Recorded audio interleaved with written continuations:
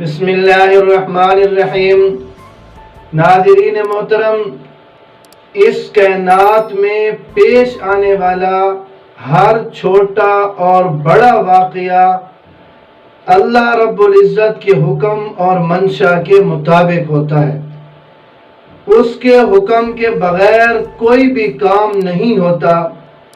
ہم کوتا فہموں کو سمجھانے اور کائنات کا مرتب نظام چلانے اور دیگر بہت سی حکمتوں کے تحت اللہ رب العزت نے ہمارے روز مرہ کے معاملات کو ذیلی اسباب کے ساتھ جوڑا ہے۔ جن حکمتوں کا علم صرف اور صرف اللہ ہی کو ہے۔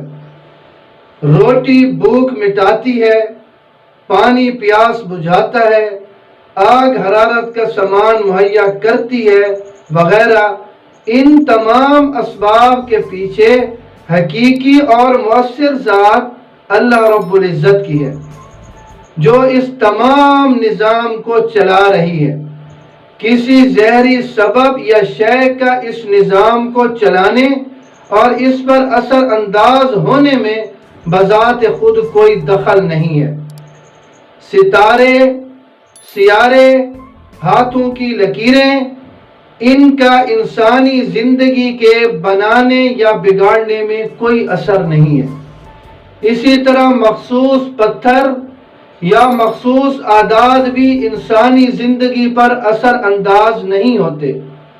انسان کی زندگی کا مبارک ہونا، انسان کی زندگی کا نامبارک ہونا، یہ دخل اس میں جس چیز کا ہے وہ اس کے اپنے اعمال ہیں۔ نیک اور اچھے اعمال انسان کی زندگی پر اچھا اثر ڈالتے ہیں اور اس کی زندگی مبارک بنتی ہے۔ برے اعمال اور گناہ انسانی زندگی کو ناخوشگوار بنا دیتے ہیں اور انسان کی زندگی نامبارک ہو جاتی ہے۔ تو لہذا پتھروں یا برج، ستارے یا اعداد کو، دنوں کو یا ہفتوں کو اثر انداز سمجھنا، یہ عقیدہ مسلمانوں کا نہیں ہے۔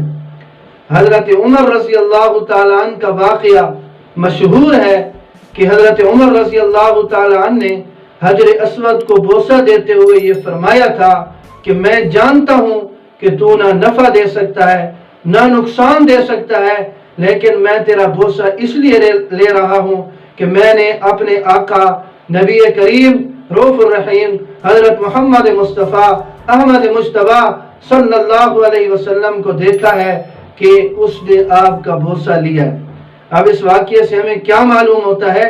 اس واقعے سے یہ معلوم ہوتا ہے کہ جو اس وقت نئے نئے مسلمان تھے، ان لوگوں کے دلوں میں پتھروں کی تاثیر کا جہلی عقیدہ، یعنی زمانہ جاہلیت میں جو پتھروں کی تاثیر کے متعلق وہ عقیدہ رکھتے تھے، اس کو مٹانے کے لیے حضرت عمر رضی اللہ تعالیٰ عنہ حجر اسود سے اس انداز میں گویا ہوئے۔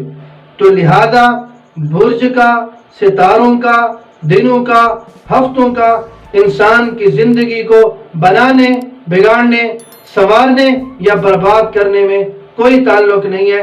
حقیقی اور مؤثر ذات اللہ رب العزت کی ذات ہے، اور انسان کی زندگی بنے گی نیک اور اچھے اعمال سے، اور انسان کی زندگی بگڑے گی برے اور گندے اعمال سے۔ تو لہذا اپنے اعمال کو درست کریں اور ان چیزوں سے ہٹ کر اپنا عقیدہ، ایمان، یقین اللہ رب العزت پر پختہ کریں۔ یہی ہماری دنیا کی زندگی کے لیے بھی بہتر ہے اور آخرت کی زندگی کے لیے بھی بہتر ہے۔ انشاءاللہ اللہ رب العزت ہمیں دین سمجھنے کی توفیق نصیب فرمائے۔